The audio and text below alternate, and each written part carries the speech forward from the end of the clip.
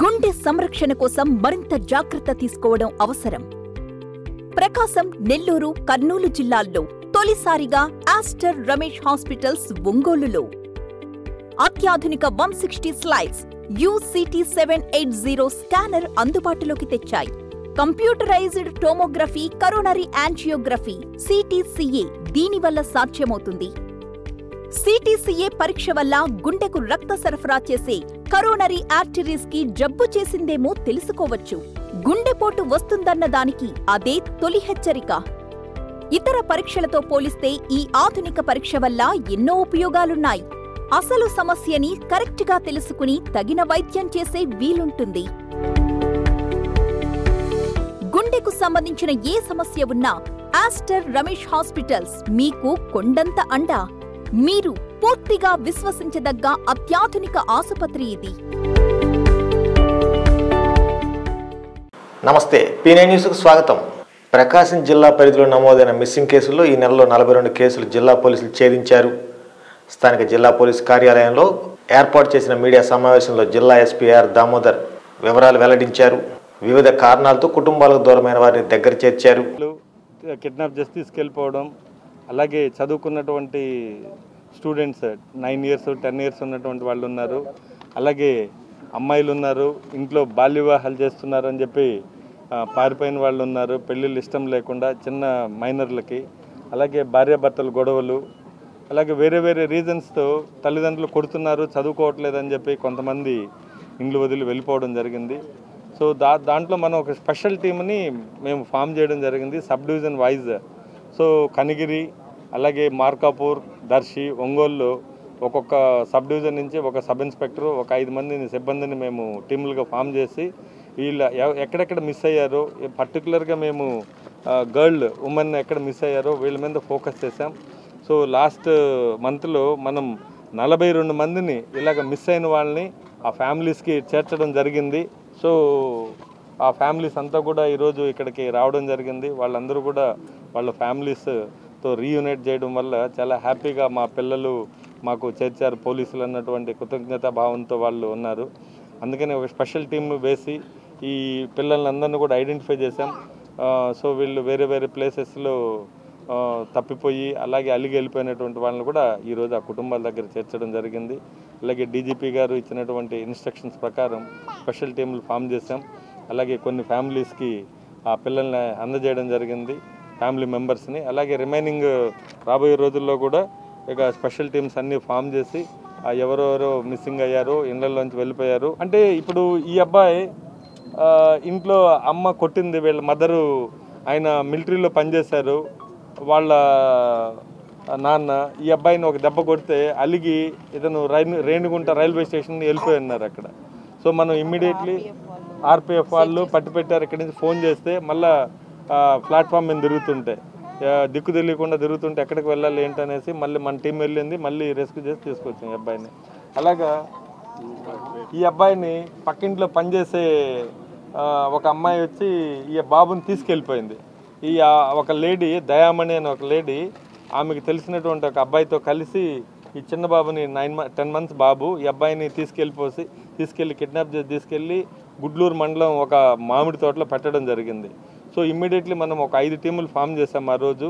చేసి ప్రతి టీంకి ఒక ఇన్స్పెక్టర్ని ఇన్ఛార్జ్ వేస్తే ఈ బాబు మామిడి తోటలో మనకు దొరకడం జరిగింది. ఇలాగా వీళ్ళందరినీ కూడా వేరే వేరే ఇష్యూస్లో ఇంట్లో అలిగి వెళ్ళిపోవడం, భర్తతో గొడవపడే ఒక స్త్రీ వెళ్ళిపోయింది. ఈ అబ్బాయి ఇంట్లో అలిగి నలుగురు వెళ్ళిపోయారు ఈ టీము. ఈ అబ్బాయి, వీళ్ళ అక్క, ఇంకా వీళ్ళకి తెలిసినటువంటి ఫ్యామిలీ 2. చిన్నపిల్లలకి పెళ్లి చేస్తామన్నటువంటి భయంతో, వాళ్ళు చదువుకోవాలన్న ఆలోచన ఉంది, పెళ్ళి ఎక్కడ చేస్తారన్న భయంతో వాళ్ళు ఇంట్లోంచి అలిగి వెళ్ళిపోయారు భయపడి. సో వీళ్ళందరినీ కూడా గుంటూరులో ఉంటే మనకు రైల్వే స్టేషన్లో కర్నూలు చిన్న విషయానికి మా బాబుని కొంచెం ఒక దెబ్బ కొట్టాల్సి వచ్చింది. వాడు ఎర్లీ మార్నింగ్ 7 కల్లా వెళ్ళిపోయారండి. 11 దాకా మేము చూసాము, దగ్గరే ఉంటారని లేరు. ఎమ్మటే కంప్లైంట్ ఇచ్చాము, సార్ వాళ్ళు ఎమ్మటే అలర్ట్ అయ్యారు. అలర్ట్ అయిన వెంటనే ప్రతి గ్రూప్లో, రైల్వే గ్రూప్ మొత్తానికి బాబు ఫోటో డీటెయిల్స్ అన్నీ ఫార్వర్డ్ చేశారండి. ఈ నైట్ కల్లా బాబుని మాకు చెప్పారండి. तो किडनैप कर दिया, दुकान लेके आता मैं बोलकर चला गया, तो नहीं आना मेरे बच्चे को, तो पुलिस सर को कंप्लेंट किया तो खोज कर मेरे సంక్షేమ వసతి గృహాల్లో విద్యార్థులకు మెరుగైన బోధన అందించడంతో పాటు ఆరోగ్య సంరక్షణకు కూడా సమ ప్రాధాన్యం ఇవ్వాలని కలెక్టర్ తమీం అన్సారియా స్పష్టం చేశారు. జిల్లాలోని సంక్షేమ శాఖల అధికారులు, వసతి గృహ సంక్షేమ అధికారులు, ఇతర సిబ్బందితో ఒంగోలు ప్రకాశం భవన్లోని ప్రత్యేక సమీక్షా సమావేశం నిర్వహించారు. ఈ సందర్భంగా ఆమె మాట్లాడుతూ 2024-25 విద్యా సంవత్సరానికి 10వ తరగతి ఇంటర్లో 100% ఉత్తీర్ణత సాధించేలా చూడాలన్నారు. విద్య, ఆరోగ్యం, భద్రతకు సంబంధించి విద్యార్థుల నుంచి ఫిర్యాదులు వస్తే బాధ్యులైన అధికారులపై కఠిన చర్యలు తీసుకుంటామని హెచ్చరించారు. వసతి గృహాల మరమ్మతులతో పాటు అవసరమైన చోట కొత్త భవనాల నిర్మాణానికి 24 కోట్లు DMF నిధులతో అనుమతి ఇచ్చినట్టు తెలిపారు. ఎస్సీ, ఎస్టీ నివాస ప్రాంతాల్లో పారిశుధ్యం, తాగునీటి సమస్యల పరిష్కారం, ఆరోగ్య పరిరక్షణకు అధిక ప్రాధాన్యం ఇవ్వాలని సూచించారు. ఈ సమావేశంలో జిల్లా సాంఘిక, బీసీ, మైనారిటీ, దివ్యాంగుల సంక్షేమ శాఖ అధికారులు N Lakshmanaik, Anjala, Parthasarathi, Archana, DPO G V Naidu, DMHO Venkateswarlu, commissioner K Venkateswararao తదితరులు పాల్గొన్నారు. సో దీన్ని ప్రతి ఒక్క హాస్టల్ వార్డెన్ కూడా you take it up as a challenge. మీ దగ్గర ఉన్న ఇప్పుడు A category, B category, C category ఇప్పుడు చెప్పి ఉన్నారు కదా, మీకు ఇప్పుడు హాస్టల్ విజిట్ వస్తున్నప్పుడు చూస్తాము ఎంతమంది మీరు సి కేటగిరీగా ఉన్నారు, కేటగిరీలో ఉన్న వారు ఎంత మార్క్స్ తీసుకున్నారు అనేది వెరిఫై చేస్తాం. It's a continuous process. So అందరూ వార్డెన్స్, ఇట్స్ యువర్ రెస్పాన్సిబిలిటీ. మీ హాస్టల్లో ఉన్న పిల్లలు మీ హాస్టల్ నుంచి ఎగ్జామ్కి అపియర్ అవుతున్న 100% వారు పాస్ పర్సంటేజ్ రావాలి. No 90%, no 99%. I want 100%, both 10th standard and intermediate. SSC and intermediate. Intermediate చూస్తే చాలా స్టేట్లోనే ఇప్పుడు ఎగ్జామ్ రాబోతుంది. సో ఈ ఏదైతే ఎక్స్ట్రా క్లాస్ పెడుతున్నామో ensure that is very effective and proper. మీరు ఫోకస్ చేస్తే తప్ప రాదు, బికాస్ దే ఆర్ హాస్టల్లో ఉన్నవారు. So ultimately they are your responsibility. 100 అయితే 40 ఉన్నారు మేడం. ఏపీఎస్డబ్ల్యూ రెసిడెంటల్లో యాక్చువల్గా 5,280 గాను 6,367 మంది ఉన్నారు మేడం. మహాత్మా జ్యోతి పూలే వారి దగ్గర 1,700 గాను 1,291 మంది ఉన్నారు మేడం. ఏపీ రెసిడెంటల్ స్కూల్ వచ్చేసి 1440కి 1,350. ఓవరాల్గా మన జిల్లాకు 24,700 గాను 25,442 మంది శాంక్షన్ సంఖ్యలు చేర్చడం జరిగింది మేడం. రాష్ట్రంలో జరుగుతున్న కులగణన తక్షణం నిలుపుదల చేయాలని అంబేద్కర్ సంఘ జేఏసీ కన్వీనర్ జైభీమ్ ఫౌండేషన్ అధ్యక్షులు జైభీమ్ నాగేశ్వరరావు డిమాండ్ చేశారు. ఒంగోలులోని స్థానిక అంబేద్కర్ భవన్ నందు జరిగిన సమావేశంలో ఆయన మాట్లాడుతూ దేశ అత్యున్నత న్యాయస్థానం సుప్రీంకోర్టు ఇచ్చిన తీర్పుకు సంబంధం లేకుండా రాష్ట్రంలో కులగణన జరుగుతుందన్నారు. రాష్ట్ర ప్రభుత్వం మిశ్రా కమిషన్ ఎందుకు ఏర్పాటు చేసిందో ప్రజలకు తెలియజేయాలని కోరారు. అనుభవం లేని వారితో చేసిన కులగణన ప్రక్రియ తక్షణమే నిలుపుదల చేసి బాధ్యత గల అధికారి చేత కులగణన జరిపించాలని ఆయన డిమాండ్ చేశారు. ఈ నెల 30 వరకు ఉన్న గడువును జనవరి 30 వరకు పొడిగించాలని కోరారు. రాష్ట్ర ముఖ్యమంత్రి విషయం పట్ల సానుకూలంగా స్పందించాలని విజ్ఞప్తి చేశారు. ఈ సమావేశంలో ఇండిపెండెంట్ లేబర్ పార్టీ అధ్యక్షులు Dasari Sundaram, liberation Congress party నాయకులు Buddakoti, republic party convener Ramalingam, B Ramanaiah, VKC party convener Adinarayana, Kriparao తదితరులు పాల్గొన్నారు. ప్రభుత్వం చాలా స్పీడ్గా అడుగులు వేస్తూ సుప్రీంకోర్టు ఇచ్చినటువంటి తీర్పుని అది ఒక గైడ్లైన్స్ చెప్తే ఆ గైడ్లైన్స్ని కనీసం పట్టించుకోకుండా లేదా మిగతా వివరాలు ఏమీ కూడా తీసుకోకుండా ఈరోజు ఆయన వర్గీకరణ చేయాలనేటువంటి దృష్టితో చాలా వడివడిగా అడుగులు వేస్తున్నాడు. అందులో భాగంగానే వన్ మ్యాన్ కమిషన్ మిశ్రా అనే అతన్ని నియమించారు. ఆయన ఎందుకు నియమించారు? ఆయన జిల్లాలు తిరుగుతున్నాడు, ఎందుకు తిరుగుతున్నాడో తెలియదు. ఆ విషయాన్ని స్పష్టం ఇంతవరకు చేయలేదు. మళ్ళీ నిన్న 26వ తారీఖు నుండి కులగణన అనేటువంటి విషయాన్ని బయటకు తీసుకొచ్చారు. అసలు ఈ కులగణన ఎప్పుడు చేశారు, ఎవరి చేత చేయించాం, ఏ వివరాలతో చేస్తున్నారని కానీ కనీసం ఇక్కడ ఉన్నటువంటి సంఘాలతో కానీ లేదా చేసుకుంటున్నటువంటి వాళ్ళ విషయాలు, కూలి పని చేసుకుంటే వాళ్ళు ఎంతవరకు చదివి నిరుద్యోగులుగా ఉన్నారు అనేటువంటిది, చదువు లేకుండా నిరుద్యోగులుగా ఉన్నారా, కూలి పని చేసుకుంటున్నారా అనేటువంటి విషయాల్ని కూడా సేకరించాలి.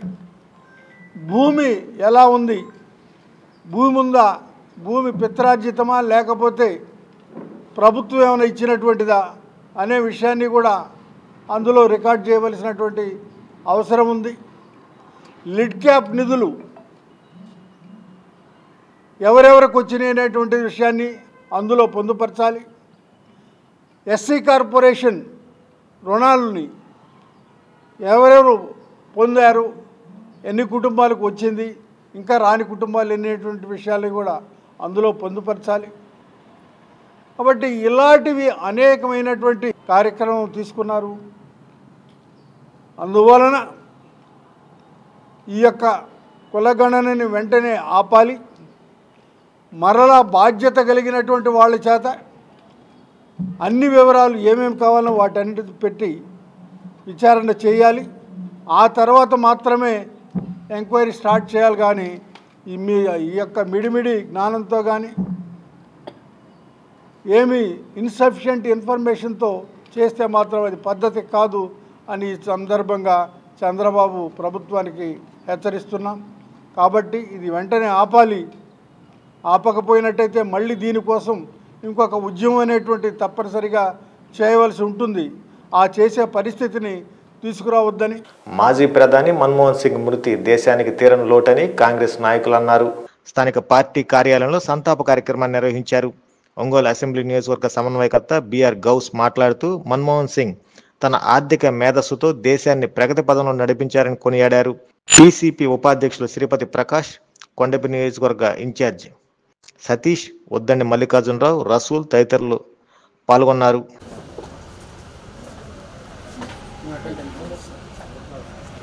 గౌస్ గారు అది వేసుకోండి.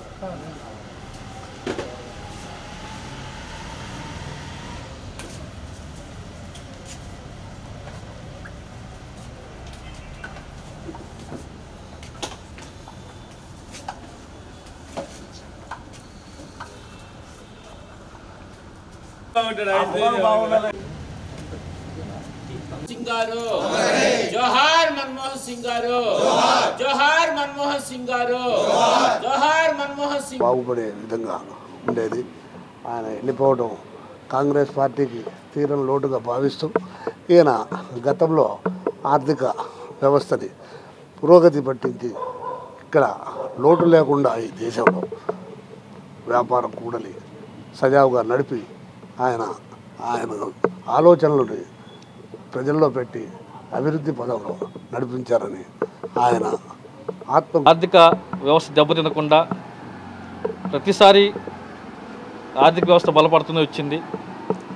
అదేవిధంగా ప్రపంచంలో ఉన్న అతిపెద్ద ఆర్థిక వ్యవస్థలో భారతదేశాన్ని 3వ ప్లేస్లో ఉంచగలిగారు మరి మన్మోహన్ సింగ్ గారు. గడిచిన యూపీఏ పరిపాలనలో 10 సంవత్సరాల పాటు ఆయన ప్రధానమంత్రిగా ఉండి ఈరోజు పల్లెటూర్లలో ప్రజలు ఒక గుప్పెడు అన్నం తింటున్నారంటే ఆ రోజు ఉపాధి హామీ పథకాన్ని ఆయన రూపకల్పన తీసుకొచ్చి ప్రవేశపెట్టడం జరిగింది. దాంతోపాటు ఆర్టీఐ యాక్టు, విద్యా హక్కు చట్టం, ఆహార భద్రత చట్టం అనే రకరకాల చట్టాలను తీసుకుని వచ్చారు మరి ఆయన హయాంలో. ఈ దేశ ప్రజలు ఎప్పటికి కూడా ఆయన సేవల్ని మొదలు పెట్టడం జరిగింది, అంకురార్పణ చేయడం జరిగింది. దాని విధంగా భారతదేశంలో ఉన్న ప్రతి పేదవాడు ఈరోజు ఒక ముద్దాన్నం తింటున్నా అంటే అది మన్మోహన్ సింగ్ గారి ఆలోచనేనని చెప్పుకోదగ్గ విషయం. అలాగే ఆర్థిక సంస్కరణలు ఎన్నో ప్రవేశపెట్టారు. ఇతర దేశాలతో కూడిన సంబంధాలన్నీ కూడా, వాణిజ్య వ్యాపార సంబంధాలన్నీ కూడా ఆలోచించి ఆయన తీసుకున్న నిర్ణయాలే ఈరోజు ఫలాలను ఇస్తున్నాయి అనడానికి ఎలాంటి అతిశయోక్తి లేదు. అలాంటి ఉన్నతమైన భావాలు గల అతను కాంగ్రెస్, భారతదేశంలో ఉన్న యావత్ కాంగ్రెస్ అభిమానులు అందరూ కూడా ఈ దిగ్భ్రాంతిని తట్టుకోలేనిది. ఈరోజు కాంగ్రెస్ పార్టీకి మన్మోహన్ సింగ్ గారు, మన దేశ ప్రధానమంత్రి మన్మోహన్ సింగ్ గారు రాత్రి చనిపోవడం జరిగింది. అదేవిధంగా మా కాంగ్రెస్ పార్టీకి తీరని లోటు. ఆయన అడుగుజాలల్లో పార్టీ కార్యక్రమాలు, అన్ని కార్యక్రమాలు జరుగుతూ ఉన్నాయి. 10 సంవత్సరాల్లో ఆయన 2 పీరియడ్లు పనిచేశాడు. అదేవిధంగా మాకు తీరని లోటు మేము భావిస్తున్నాం. మా కాంగ్రెస్ ఆఫీసులో ఆయనకి ప్రకాశం జిల్లా ప్రభుత్వ పెన్షనర్ల సర్వసభ్య సమావేశం నగరంలోని ఎన్జీఓ హోం నందు నిర్వహించారు. జిల్లా ప్రభుత్వ పెన్షనర్ల సంఘం ఆధ్వర్యంలో జరిగిన ఈ కార్యక్రమంలో ఆంధ్ర రాష్ట్ర అధ్యక్షులు డి వెంకటేశ్వర్లు ముఖ్య అతిథిగా హాజరయ్యారు. ఈ సందర్భంగా ఆయన మాట్లాడుతూ రాష్ట్ర వ్యాప్తంగా 3,65,000 మంది పెన్షన్లు పొందుతున్నారని తెలిపారు. గత ప్రభుత్వంలో ఏ రోజున పెన్షన్ వస్తుందో తెలియక అనేక ఇబ్బందులు ఎదుర్కొన్న పరిస్థితులు ఉన్నాయని అన్నారు. ప్రస్తుతం కూటమి ప్రభుత్వంలో ప్రతి 1వ తేదీన పెన్షన్ అందిస్తున్నారని హర్షం వ్యక్తం చేశారు. పెన్షనర్ల దినోత్సవం 17వ తేదీన జరగాల్సి ఉండగా వర్షాల కారణంగా దాన్ని నేడు నిర్వహించడం జరుగుతుందని తెలిపారు. ఇటీవల కాలంలో విజయవాడలో సంభవించిన వరదల నేపథ్యంలో ఆంధ్రప్రదేశ్ రాష్ట్ర ప్రభుత్వ పెన్షనర్ల సంఘం నుంచి 120 కోట్ల రూపాయల చెక్కును ప్రభుత్వానికి అందించడం జరిగిందని గుర్తు చేశారు. అదేవిధంగా పెండింగ్ లో ఏరియల్స్ తో పాటు విశ్రాంత ప్రభుత్వ ఉద్యోగులకు ప్రభుత్వం నుంచి సకాలంలో అందించాలని వారు ప్రభుత్వాన్ని విజ్ఞప్తి చేశారు. అదేవిధంగా విశ్రాంతి ఉద్యోగులకు హెల్త్ కార్డులు మంజూరు చేసి వాటి పరిమితిని పెంచాలని వారు ప్రభుత్వాన్ని కోరారు. ఈ సమావేశంలో సంఘ రాష్ట్ర ప్రధాన కార్యదర్శి జి ప్రభుదాస్, కోశాధికారి శర్మ, జిల్లా ఖజానా అధికారి Jagannatharao, ATO Raj Kumar, sub treasury అధికారి రాజ్యలక్ష్మి, ఎన్జీఓ అసోసియేషన్ అధ్యక్ష కార్యదర్శులు కూచిపూడి శరత్ బాబు, ఆర్సీహెచ్ కృష్ణారెడ్డి, జిల్లా పెన్షనర్ల సంఘం అధ్యక్షులు బి అంజిరెడ్డి, ప్రధాన కార్యదర్శి కంచెర్ల సుబ్బారావు, కోశాధికారి జి రామకోటేశ్వరరావుతో పాటు విశ్రాంత ప్రభుత్వ ఉద్యోగులు పెన్షనర్లు పాల్గొన్నారు.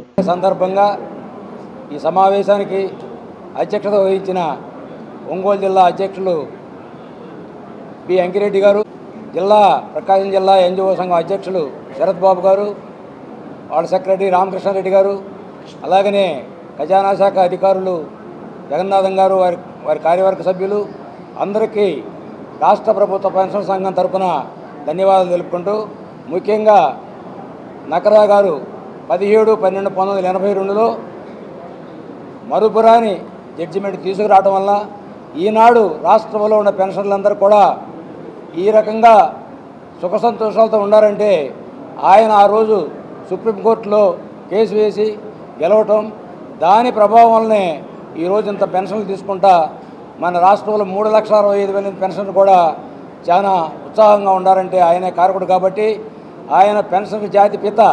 అలాగనే పెన్షన్స్ బతికున్నంతకాలం కూడా నకరా గారిని మర్చిపోకూడదని ఈ కార్యక్రమం మొత్తం మన పెన్షన్ సంఘం జరుపుకుంటుంది. కాబట్టి ఆ క్రమంలోనే ఈ ఒంగోలు జిల్లాలో వాతావరణం సరిగా లేక ఈ కార్యక్రమం 28 చేసుకోవడం జరిగింది. కాబట్టి ఈ సభ ఇంత ఉందాగా నిర్వహించిన ఒంగోలు జిల్లా కార్యవర్గానికి, అలాగనే మనం అడిగిన వెంటనే ఈ హాలుని మనకి ఇచ్చిన ఎన్జిఓ కార్యవర్గానికి కూడా పెన్షన్లందరి తరఫున ఒక్కసారి ధన్యవాదాలు తెలుపుకుంటూ, ఇప్పుడు వస్తుందో తెలియని పరిస్థితి. కానీ నూతన ప్రభుత్వం వచ్చిన తర్వాత మనం ప్రతి నెల 1వ తారీఖు పెన్షన్ తీసుకుంటున్నాం. అందువల్ల ఈ సభాముఖంగా నూతన గవర్నమెంట్కి తప్పట్ల ద్వారా గవర్నమెంట్ ధన్యవాదాలు తెలుపుకుంటున్నాం. అలాగే ఇంకా ఈ గవర్నమెంట్ నుంచి కూడా వాళ్ళ ఆర్థిక వెసులుబాటు కల్పించుకున్న తర్వాత పెన్షన్కు సంబంధించిన అనేక పెండింగ్లు ఉన్నాయి. కాబట్టి ముఖ్యంగా 2019 నుంచి మన పెన్షనర్స్ అందరూ కూడా చాలా నష్టపోయిన పరిస్థితి. అనేక రకాలుగా గత 5 సంవత్సరాల్లో అనేక విధాలుగా నష్టపోయాం. ఈ నూతన ప్రభుత్వం వచ్చిన తర్వాత ఎన్నో ఆశలతోటి మా పెన్షనర్స్ ఎదురు చూస్తూ ఉన్నారు. చాలా ఆశతో కొత్త ప్రభుత్వం ఏదో చేస్తుంది, మరి నష్టపోయినటువంటి అంశాలు ఒక్కొక్కటి కూడా మనం పొందగలుగుతామనేటువంటి ఆశతో ఉన్నారు. మా పెన్షనర్స్ అందరూ కూడా ఏజీ రేటెడ్గా దాదాపు 70, 80, 90 ఏజ్లో ఉన్నటువంటి వారు 1/7/2018 నుంచి డిఏ బకాయిలు ఉన్నాయి. ఆ బకాయిల్ని మా పెన్షనర్లు బతికుండగానే వాటిని అనుభవించాలి. కాబట్టి ఈ ప్రభుత్వం దయతో పరిశీలించి ఈ పెద్దల యొక్క ఆశలని ఒమ్ము చేయకుండా పెండింగ్లో ఉన్నటువంటి మేము నష్టపోయినటువంటి ఆ డిఆర్ ఏరియర్స్ 10%ని 7%కి తగ్గించింది. అంటే ఉన్నటువంటి సౌలభ్యం పొందుతున్నటువంటి పెన్షనర్ల నోటి దగ్గర ఉన్నటువంటి తినేటువంటి డబ్బుల్ని కట్ చేసినటువంటి పరిస్థితి. కాబట్టి ఈ ప్రభుత్వాన్ని గత ప్రభుత్వం మరి చంద్రబాబు నాయుడు గారు ఇచ్చినటువంటి ఆ 7%ని రీస్టోర్ చేయాలి. ముఖ్యంగా ప్రధానంగా మా పెన్షనర్స్ ప్రధానంగా కోరుతున్నది 70 years 75 yearsకి ఏదైతే తగ్గించారో దాన్ని ప్రప్రథమంగా మాకు రీస్టోర్ చేయమని ప్రభుత్వాన్ని మొట్టమొదటిగా కోరుతా ఉన్నాం. అలాగే పిఆర్సీ కమిషన్ని నియమించి ఐఆర్ కూడా ప్రకటించాలని, అలాగే పెన్షనర్స్ యొక్క సమస్యల కోసం మరి ప్రత్యేక కమిషనరేట్ ఏర్పాటు చేయాలని, ముఖ్యంగా మా పెన్షనర్స్ ఆరోగ్య పరిస్థితులు బాగలేవు, పెద్ద వయసు ఇచ్చే కొన్ని అనేక సమస్యలతో బాధపడుతూ ఉన్నారు. కాబట్టి వారికి ఆరోగ్యపరమైనటువంటి హెల్త్ కార్డు, ఆ కార్డు ఇప్పుడు ఏ హాస్పిటల్కి తీసుకెళ్ళినా సరే రిజెక్ట్ చేస్తూ ఉన్నారు. ఒక కంటికి పంటికి మోకాలకు తప్ప మిగిలినటువంటి ఏ వైద్యానికి కూడా ఆ కార్డు పనిచేయడంలా. కాబట్టి ఈ రాష్ట్ర ప్రభుత్వాన్ని ప్రధానంగా మా పెద్దవాళ్ళు కోరుతుంది ఏంటంటే, అందరికీ ఏ హాస్పిటల్కి వెళ్ళినా, ఏ ప్రైవేట్ హాస్పిటల్కి వెళ్ళినప్పటికి కూడా కార్డు చూపిస్తే ఉచితంగా వైద్యం పొందే విధంగా మరి ప్రభుత్వం చేయాలని చెప్పి ప్రధానంగా కోరుతా ఉన్నాం మిత్రులారా. ఇది ఈ రాష్ట్ర కమిటీ పక్షాన మేము ప్రధానంగా ప్రభుత్వాన్ని కోరుతా ఉన్నాం. దయచేసి ప్రభుత్వం త్వరలో మరి మా పెద్దల యొక్క సమస్యలను పరిష్కరిస్తారని ఎంతో ఆశతో ఎదురు చూస్తా ఉన్నాం. Thank you. ఈ వార్తలతో సమాప్తం. నమస్కారం. ప్రతి 50,000 రూపాయల విలువైన బంగారు ఆభరణాలు కొనుగోలుపై 200 మిల్లీగ్రాముల gold coin, studded uncut and polki jewellery కొనుగోలుపై 300 మిల్లీగ్రాముల గోల్డ్ కాయిన్, డైమండ్ జ్యువెలరీ కొనుగోలుపై 400 మిల్లీగ్రాముల గోల్డ్ కాయిన్ ని అదనంగా పొందండి. నా తరపు నుంచి, మలబార్ తరపు నుంచి మీ అందరికీ దీపావళి శుభాకాంక్షలు. ఆడపిల్లే ఆశపడ్డాను